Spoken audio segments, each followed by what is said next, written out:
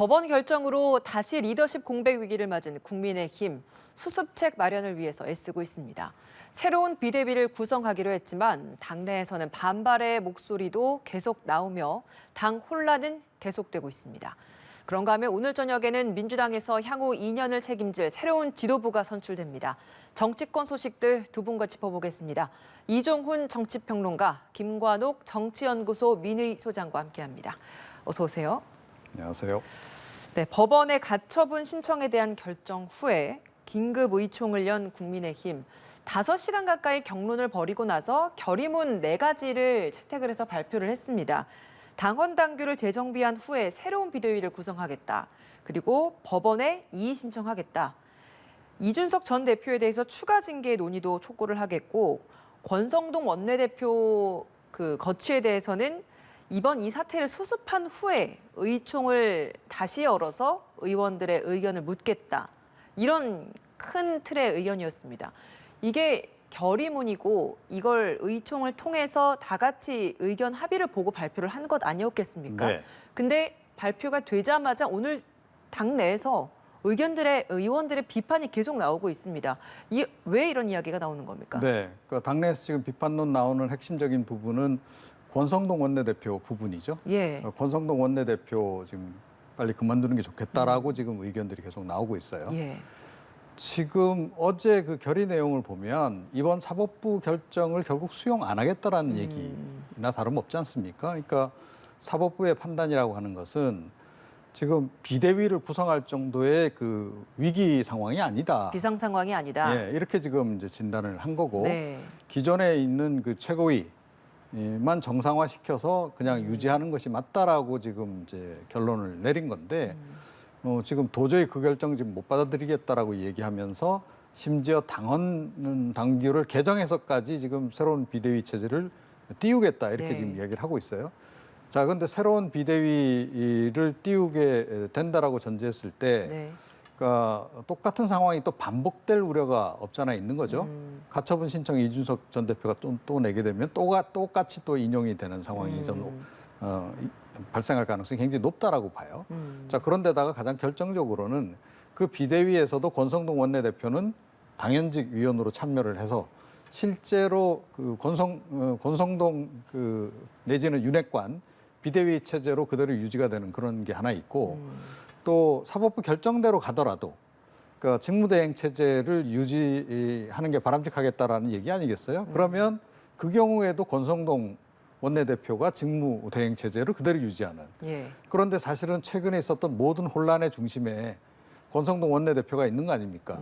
당 비상 상황으로 전환하게 된 계기도 권성동 원내대표 문자 메시지 파동 때문에 그런 거고. 그런데 어떤 경우에도 권성동 원내대표는 살아남아서 계속 당을 주도하는 그런 형국으로 가는 게 예. 이게 말이 되느냐라고 지금 중진들이 문제 제기를 하고 있는 겁니다. 네. 근데 사실 이게 의원들의 의견을 다 물어서 결의문을 채택을 했을 텐데 그러면 그 결의문 채택하는 그 시간 동안 이게 이런 반대의 목소리들이 잘 반영이 안 됐다라고 이해를 해야 되는 겁니까? 그렇죠. 수적으로 아마 지금 결의안을 지지하는 사람들이 더 많았을 것이다라는 생각인데 이것이 국민들의 어떤 생각에 얼마나 부합하느냐가 사실 문제거든요. 지금 한 가지는 사실 윤석열 대통령이 가장 강조하는 것이 지금 법치주의인데 법원의 판단을 그대로 부정하고 있어요. 그러니까 비상 상황이 아니었던 것을 의도적으로 비상 상황을 만들었기 때문에 이것이 잘못된 것이라고 지금 지적하고 있는데 네. 그래서 비대위가 무효라고 얘기를 하고 있잖아요. 그런데 그럼에도 불구하고 계속해서 비대위를 만들겠다라고 얘기를 해요. 그러면 이준석 전 대표가 또 뭘 하겠습니까? 또다시 그 비대위에 대해서 추가적인 가처분 신청을 할 수밖에 없는 것이고 그러면 이런 악순환이 계속 이루어지는 것이고 지금 우리가 민생이 굉장히 어려운 상황에서 집권당이 이런 노름을 계속해야 되는 것인가라는 생각을 안 할 수가 없고요. 또 한 가지 또 이거와 더불어서 또 한 가지가 뭐냐면 이준석 전 대표에 대한 추가적인 징계를 얘기를 해요. 그런데 지금 그 추가적인 징계의 이유로서 나온 것이 윤석열 대통령에 대한 비판입니다. 네. 그러면 이제 만약에 이제 이런 식으로 대통령을 비판하는 어떤 당 인사가 나온다 그러면 계속해서 사실상 징계를 받는 것이 관행처럼 될 수도 있는 거지. 그럼 누가 이것에 대해서 문제 제기를 하고 비판을 제기하고 하겠습니까? 이거는 정당 민주주의를 소멸시키는, 굉장히 악화시키는 그런 행태일 수밖에 없는 것이기 때문에 지금 어제 얘기한 4가지 중에 이 2가지는 굉장한 독소 조항이다. 저는 그렇게 생각을 합니다. 예, 그 이준석 전 대표에 대한 중앙당 윤리위 추가 징계 촉구한 그 부분에 있어서도 바람직하지 않다라는 지적을 해주셨는데 동의하십니까? 네, 그렇습니다. 그러니까 어떻게 보면 이중징계가 되는 거잖아요. 이미 중징계를 했는데 그래서 당원권이 정지돼서 실제로 당대표 역할을 못하고 있는데 네. 이거 이상 중징계가 있을 수 있나요? 남은 건 딱 한 가지밖에 없죠. 제명. 그냥 출당, 당에서 나가라. 이건데 지금 당원권이 정지된 상태에 있는 사람을 그렇게까지 가혹하게 중징계를 하는 게 과연 맞느냐 하는 거고요. 그러니까 징계가 끝난 다음에 뭐 나중에 또 다른 사유를 해서 뭐 예를 들어서 뭐 성상납 의혹 관련해서 수사 결과가 나왔는데 뭐 이렇게 이준석 전 대표가 책임질 일이 있다라고 했을 때 그때 중징계를 내린다면 그건 합리적으로 사람들이 수용을 할 거예요. 그런데 그렇지 아니한 상태에서 또다시 중징계를 내린다 그러면 이거는 결국은 괘씸죄 적용해가지고 내보내겠다라는 얘기밖에 더 되겠습니까? 네. 그걸 과연 국민들이 어떻게 생각을 할 것이며 이준석 전 대표를 지지하는 사람들은 또 어떻게 생각하겠는가 하는 네. 거예요. 그러니까 뭐 아무리 이제 뭐 잘못한 일이 있더라도 그러니까 이 의사결정 과정이라든가 이런 그 절차라고 하는 것은 제대로 밟아가면서 이게 일 처리를 해야 되는 겁니다. 특히 중징계 결정이라든가 또는 이제 이번 같이 비대위를 구성하는 과정 이런 것들이라고 하는 것은 정치적으로 굉장히 민감한 사안이기 때문에 일부러라도 좀 시간이 더 걸리더라도 절차적 완성도를 높여가면서 가야 되는데 지금 그렇지를 못해요. 국민의힘이 뭐가 그렇게 다급한지 계속해서 지금 무리수를 지금 두고 있는 그런 그 상황이다. 그런데 어제 결정을 보게 되면 예. 당원 당규 또 이제 바꿔서 하겠다라 그러면 제가 보건대는 또 다른 무리수를 더 해야 되는 그런 그 국면으로 갈 수밖에 없을 텐데 왜 자꾸 이런 선택을 하는 것인지 좀 납득이 안 갑니다. 네. 예. 지금 국민의힘 당 내에도 법을 잘 아는 법률지원단이 있고 그 법률지원단의 조언을 토대로 앞으로의 추후 법적인 대응을 준비하고 있는 것 아니겠습니까? 근데 그런 상황에서도 이미 충분히 여러 가지 시나리오를 가정을 하고 대응을 했을 텐데 지금 이 시나리오 역시도 가정을 하고 대응책을 마련을 했을 거라고 생각을 한다면 그 해결책이 지금 이런 해결책일까라는 것에 대해서는 어떻게 생각하십니까? 저는 합리적으로 예상하는 게 틀렸다고 생각을 해요. 그러니까 지금 다 기각이 될 거라는 것에만 생각을 했던 것 같아요. 이 시나리오는 없었다. 그렇죠. 그러니까 인용이 될 것이라고 생각했다 그러면 저렇게 혼란스러운 대응을 할까. 그리고 또다시 법원의 판결을 부정하는 네. 그런 새로운 비대위를 또 당원 당규를 고쳐가지고 하겠다. 이게 어떻게 보면 이제 국민들 입장에서는 법원의 판단이 절차적인 어떤 하자가 있었기 때문에 한 것이기 때문에 그거를 제자리로 갖다 놓고 다시 출발해라. 뭐 네. 이런 얘기이기 때문에 그렇게 하면 되는 거예요. 근데 그거를 부인하고 부정하고 이건 우리가 잘못한 게 없고 왜 법원이 여기서 여기 정치의 문제에 개입하느냐.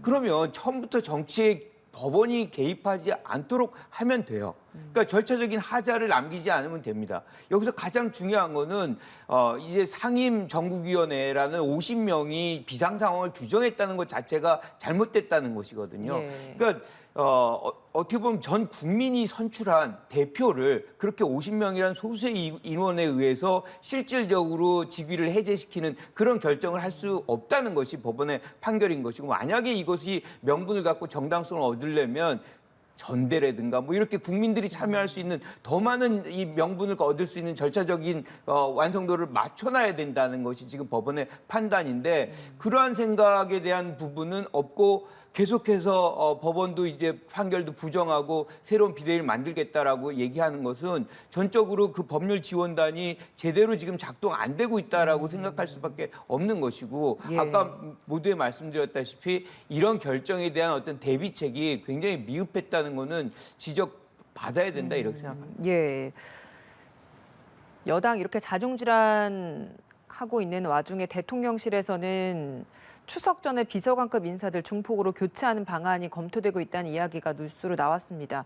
당 상황에 대한 개입은 최소화하려고 하면서 이렇게 대통령실 내에서의 어떤 개편 움직임을 보이려고 하는 건 어떤 의미라고 해석을 하시는 건가요? 뭐 그나마 이제 그 민심을 반영하려고 예. 애를 쓰는 것으로 볼 수는 있는데 이것도 좀 선후 관계가 좀 뒤바뀐 게 아닌가 그런 생각이 좀 들어요. 그리고 지난번에 이제 그 대통령실 인사 있고 난 이후에 뭐 많은 전문가들 분석을 했습니다만 예. 언론도 분석을 했고 평가를 그때 내렸죠. 그러니까 국민들이 가장 큰 문제가 있다라고 본 부분은 인사 문제인데 정작 인사 라인은 그대로 뒀어요, 그죠? 그리고 또 이 여야 할 거 없이 또 정무 라인의 문제점 지적했습니다. 정무적 판단 잘 안 이루어지는 것 같다라고. 근데 정무 라인도 그대로 뒀어요, 그죠? 그때 정책 라인 일부하고 홍보 라인만 교체를 하지 않았습니까? 그래서 약간 동문서답 아니냐라는 얘기가 나왔어요. 그러니까 아마 추가적인 좀 개편을 좀 생각한 것 같고, 네. 그래서 결국 정부 라인도 뭐 교체가 불가피하다라고 판단을 내린 것 같은데 이게 선후가 뒤바뀌었어야 된다는 거죠. 국민들이 가장 큰 문제가 있다라고 한 인사 라인, 정무 라인 그 개편부터 먼저 했더라면 어땠을까 하는 거예요. 그러면 이런 정도로까지 계속 뭐 여론이 별로 호전되지 않은 상태가 지속되는 이런 상황이었겠는가. 어떤 문제든 그러니까 문제를 해결하려고 하면 사실은 단숨에 불을 끄겠다라는 그런 정도의 그 의지를 가지고 있어야 된다라고 생각해요. 네. 그러니까 워낙 지금 상황 자체가 이례적이지 않습니까? 그러니까 윤석열 대통령 국정수행 지지율이 뭐 과도하게 지금 이제 떨어져 있는 그런 그 상황이기 때문에 이걸 뭔가 반전시켜야 되겠다라고 거기에 좀 뭐 총력전을 벌이겠다라고 생각한다면 정말로 국민들이 문제로 생각하는 부분부터 먼저 해결하려는 생각을 했어야 되는 거죠. 그런데 이것도 지금 선후 관계가 지금 뒤바뀌어서 지금 진행이 되니까 감동도 좀 떨어지고 이제 그럴 수밖에 없다. 그래서 이번에 아마 어떤 식으로 개편할지는 모르겠는데요. 개편하더라도 국민들이 그렇게까지 뭐 긍정적으로 반응을 보이지는 않을 것 같다 이렇게 생각합니다. 네, 일각에서는 당 내 상황이 이 정도라면 이런 대통령실 개편은 개편대로 하되 이 당 상황에 이제는 좀 대통령이 한 목소리를 내거나 어느 정도의 역할을 해야 되는 게 아니냐 이런 지적도 있거든요. 그러니까 공식적으로는 당무에 간섭을 안 한다 하지만 대통령도 뭐 정치인 아니겠습니까? 예. 이제 그런 것이고 또 총체적으로 당정대의 전반에 대해서 책임이 있는 그런 위치 아니겠어요. 그리고 더군다나 뭐 당의 혼란 상황이 본인의 국정수행 지지율에까지 영향을 미친다라고 했을 때 입장이 없을 수는 없는 거예요. 그래서 입장을 낼 수도 있는 것이고 또 뭐 그래서 사실은 정무수석도 두는 거 아닙니까? 입장 낼 필요 있다고 보십니까? 정무수석 활용해서 뭐 좀 조정 기능도 좀 해줘야 네. 되는 거고 이제 그런 건데 실제로는 다 하고 있을 거예요. 저는 뭐 하고 있을 거라고 봐요. 근데 제대로 못 하고 있다 보니 이런 문제가 지금 계속 진행이 지금 되고 있는. 물밑에서는 이미 의견을 그렇습니다. 표현하고 그런 있을 그 상황인데 것이다.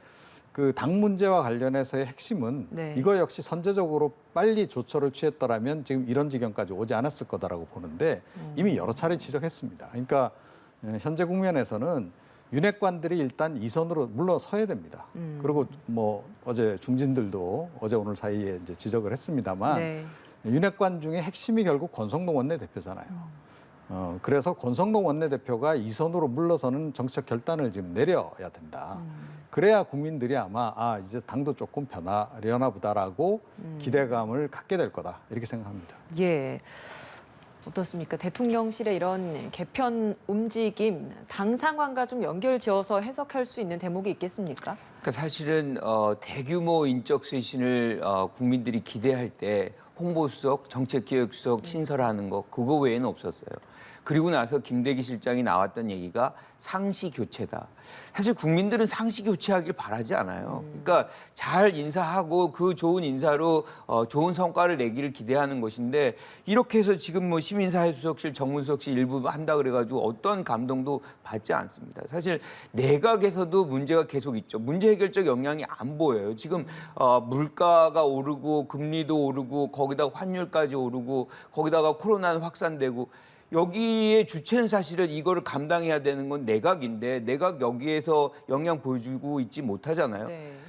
그 부분의 책임도 없어요. 거기다가 대통령실은 대통령실대로 지금 90점적인 어떤 역할을 못 하고 있고, 당은 지금 무리하게 사실 어떻게 보면 당 권력을 넘기는 과정 속에서 지금 완전한 내용에 빠져 있어서 수습이 안 되고 있는 상황이잖아요. 그러면 인사 문제하고 좀 완전히 지금 혼란의 상황을 거듭하고 있다라고 규정할 수밖에 없는 거예요.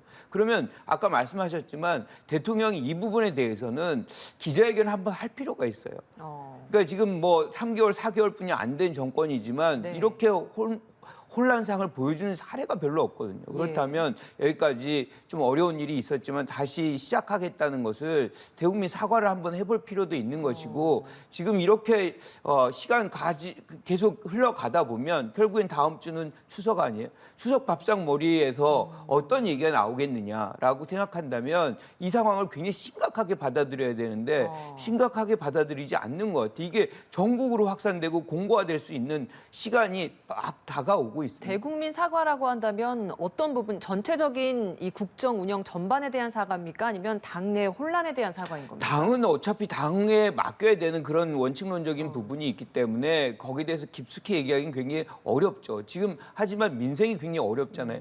거기다가 뭐 이 대통령실에서의 어떤 인사 문제도 있었던 것이고, 내각이 지금 제대로 잘 안 굴러가는 부분도 있고, 전반적으로 정부 여당의 어떤 문제점을 솔직 담백하게 한번 얘기하는 과정이 필요하겠다, 이렇게 생각하는 거죠. 비공식적으로는 아마 물밑에서 대통령 역시도 의견을 표명하고 있을 것이다. 당내 혼란에 대해서 이런 얘기를 하셨습니다만, 이게 비공식적인 게 아니라 공개적으로 이 상황에 대해서 빠른 수습, 뭐 이런 표현이나 뭐 이런 것들이 언론을 통해 노출될 필요성은 없겠습니까? 그런 게 그러니까 정교하게 잘 만들어져서 노출을 시키면 네. 시켜야 하겠죠. 자, 그런데 과연 그런 실력이 되는지 모르겠어요, 솔직히. 지금 대통령실의 그 정무 라인도 마찬가지고. 얼마 전에 취임 100일 기자회견 있었잖아요. 네. 사실은 그때가 좋은 계기였죠. 저는 그때 대통령이 어찌됐건 국정 전반의 이 지지율 하락 문제와 관련해서 국정을 총 책임지고 있는 사람으로서 좀 책임을 느낀다라는, 그리고 국민 여러분들께 우려를 좀 낳게 해서 죄송스럽게 생각한다. 그때 사과를 했어야 된다라고 생각해요. 그런데 이제 뭐 어제서야 이제 뭐 이게 사과인지 아닌지 잘 좀 애매할 정도의 그런 방식으로 김대기 비서실장이 이제 대국민 사과 비슷한 걸 내놨는데, 이게 뭐 얼마나 효력이 있겠냐 하는 겁니다. 그리고 조금 전에 말씀드렸듯이 언제든지 선제적으로, 그리고 불을 한꺼번에 딱 초기에 진압을 하겠다는 생각을 했어야 된다라고 봐요. 그래서 이 대통령실의 정무라인, 인사라인 교체도 네. 지난번 기자회견 직전에라도 그걸 먼저 단행했어야 된다라고 저는 생각합니다. 그러고 난 뒤에 만약에 기자회견하면서 대국민 사과까지 내놨더라면 여론은 생각보다는 빠른 속도로 좀 호전될 수 있지 않았을까, 저는 그렇게 생각을 합니다. 예. 두 분 다 추석 전 밥상머리 민심을 잡기에는 지금 이런 움직임으로는 부족하다, 이런 평가를 내려주셨습니다. 자, 민주당 상황도 보겠습니다. 국민의힘 이렇게 자중질환하는 와중에 민주당은 새 지도부를 오늘 꾸리게 됩니다. 사실상 뭐 이재명 후보가 당선 확실시 되고 있는 그런 상황인데, 오늘 대의원 투표 결과가 발표가 되지 않겠습니까? 그동안에는 권리당원에 대한 득표율을 발표했기 때문에 대의원은 조금은 그래도 다르지 않겠는가? 다르다면 어느 정도를 이재명 후보가 가져가겠는가? 이 부분 어떻게 예상하십니까? 사실은 이제 대의원들은 정치를 많이 하셨던 분들이에요. 그래서 여기에 이제 이해관계도 굉장히 복잡하게 연결이 돼 있을 텐데, 그렇게 해서 이제 조금 대의원 쪽에서는 이제 지지를 좀 덜 받는 거 아니냐. 특히나 이제 친문이 많이 있을 것이다, 네. 이렇게 생각하지만 저는 그렇게 보진 않아요. 그래요? 이게 투표라는 게 일종의 이제 자기 표를 의 가치를 최고로 올리는 거거든요. 그래서 사표를 제일 싫어하고 또 한 가지 이제 밴드웨고닝 하는 그런 경향이 네. 있습니다. 지금 어차피 이재명 후보가 당선이 될 가능성이 있는데, 될 사람을 뽑는. 그렇죠. 거기에 예. 이제 특히나 이제 대의원들 정치적 인맥 관계가 굉장히 복잡한 이분들이 굳이 반대 의사 표시를 할까? 이제 뭐 그런 생각을 감안한다면 저는 지금까지의 어떤 경향성, 투표의 어떤 방향성에서 크게 벗어나지 않는 그런 형태로 오늘의 투표 결과도 만들어질 가능성이 있다, 이렇게 봅니다. 근데 이재명 후보가 막판에 대의원 제도 손봐야 한다. 이런 이야기를 하지 않았습니까? 그 대의원들이 이런 이야기는 어떻게 받아들였을까요? 부정적으로 보겠죠. 뭐 그러니까요. 일단은 뭐 본인들의 어떤 권리가 약화가 될 수 있기 때문에 그런 생각을 할 수 있는데 지금 뭐 당장에 실행한다는 얘기도 아니었던 것이고 그런데 이제 원칙론적으로 보면 조금 일종의 과대 대표돼 있는 부분이 있어요. 권리당원 뭐 이렇게 하는 분들보다도 퍼센테이지가 지금 40%가 되고 있잖아요. 그러니까 권리당원이 뭐 30%, 국민 여론조사 25%, 일반 당원이 5%. 그렇다 그러면 이제 이런 뭐죠? 이분들의 숫자가 대의원이 1만 6천 명뿐이 안 돼요. 네. 그런데도 불구하고 40%라 그러면 사실상 과대 대표돼 있는 문제점은 있다. 이거는 어떻게 보면 전당대회 과정 그 이후에 좀 수기 민주주의라 그러잖아요. 우리가 당원들의 어떤 생각을 한번 물어볼 필요는 있겠다 이렇게 생각합니다. 예, 크게 대의원 투표 결과도 다르지 않을 것이다. 될 사람에게 더 많은 표를 몰아주는 형태가 나타날 것이다. 이렇게 예상하셨는데 그렇다면 제가 이종훈 평론가께는 최고위원과 관련된 결과 어떻게 예상하시는지 좀 여쭤보겠습니다. 막판까지 좀 엎치락 뒤치락 하고 있는 게 바로 이 송갑석 후보의 그 여부 아니겠습니까? 5위 안에 들 수 있겠습니까? 글쎄요.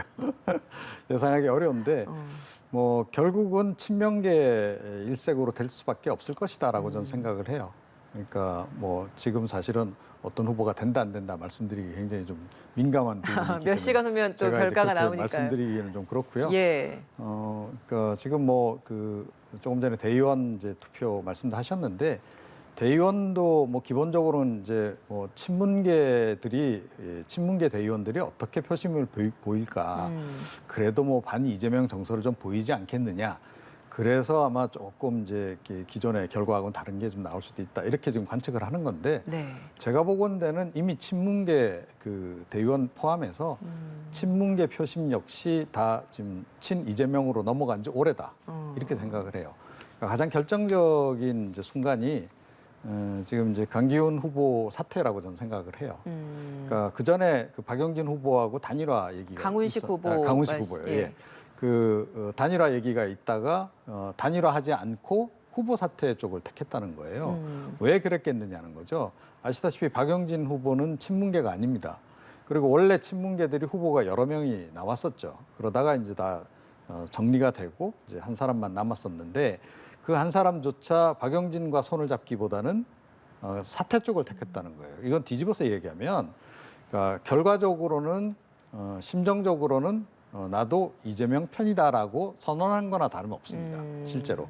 그래서 이미 그 표심 자체 그 이후에 사실은 이제 표심이 더욱더 이제 쏠림 현상이 더 심해지기도 했지만 네. 친문계도 이미 다 이제 그 친 이재명계로 좀 넘어간 이제 상태이기 때문에 대의원 표심도 크게 다르게 나올 것 같지 않고 뭐 최종적인 결과도 마찬가지일 것 같습니다. 예. 결국엔 이재명 후보가 당 대표가 되면 어떤 일성을 하겠는가? 이재명 후보는 벌써 취임 일성을 통합으로 두고 또 이야기를 하고 있습니다. 당선되고 나면 바로 문재인 전 대통령 평산마을 예방하겠다 이런 이야기를 내놓고 있는데 뭐 결국에는 통합이 가장 중요하다. 당내 통합 이야기를 하고 있습니다. 이런 움직임으로 인해서 당내 통합 움직임 어떻게 예상을 하십니까? 지금 70%대 후반의 지지를 받고 있어요. 예. 이미 통합이 돼가고 있다. 그 표가 그런 의미를 보인다고 저는 생각을 하거든요. 역대 우리가 지금 민주당 계열의 정당들의 대표의 그 득표율을 보면 김대중 당시 대표 될 때 77%가 가장 높았어요. 네. 지금 거기에 준하는 또는 그거 이상의 어떤 득표율을 보일 가능성이 있거든요. 그건 이 이재명 후보를 통해서 이렇게 단결하고 결속하고 그 힘으로 정부 여당을 견제하게 해라는 그런 어떤 야당 지지자들의 메시지가 그 안에 담겨 있다고 생각을 해요. 그래서 네. 지금부터는 이재명 후보가 어떻게 이제 대표로서 행위하느냐에 따라서 당의 어떤 통합 문제도 어떻게 보면 손쉽게 갈 수도 있겠다. 그런 환경은 조성이 됐다라고 봐요. 왜냐하면 이미 이제 견제할 수 있는 어떤 그런 인물들이라든가 뭐 수단들이라든가 이런 게 많지 않다는 거거든요.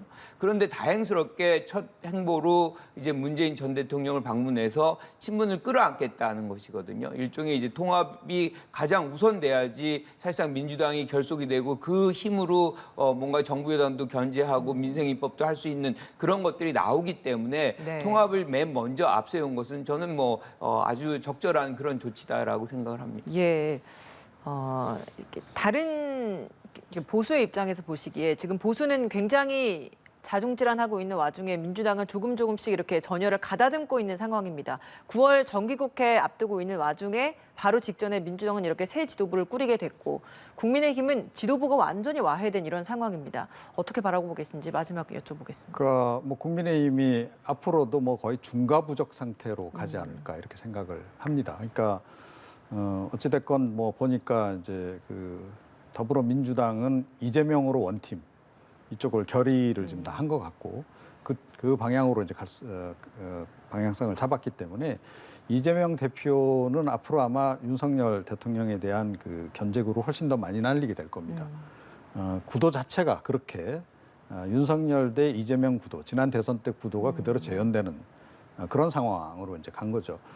사실은 이게 굉장히 뼈아픈 대목일 수 있다라고 생각해요. 윤석열 대통령이나 국민의힘 입장에서는. 사실은 이재명의 그림자를 지웠어야 하는 건데 결국 못 지운 겁니다. 지난 지방선거를 통해서도 못 지운 거고. 자, 그래서 지금 이제 이번 사실은 이제 국정수행 지지율이 떨어지면서 오히려 이재명 후보를 더 도와준 그런 그 격이 되기도 했고 네. 그런 상태여서 뭐 국민의힘은 안 그래도 지금 국회 의석수가 좀 뭐 절대적으로 부족하잖아요. 그런 상태에서 아마 그 여러 가지 시도는 하겠으나 되는 일이 없는 그런 국면으로 돌입할 가능성이 높다. 사실은 그게 더 큰 그 국민의힘의 위기 상황이 아닌가 저는 그렇게 생각합니다. 알겠습니다. 오늘 두 분 말씀 여기까지 듣겠습니다. 이종훈 정치평론가, 김관옥 정치연구소 미니 소장이었습니다. 고맙습니다.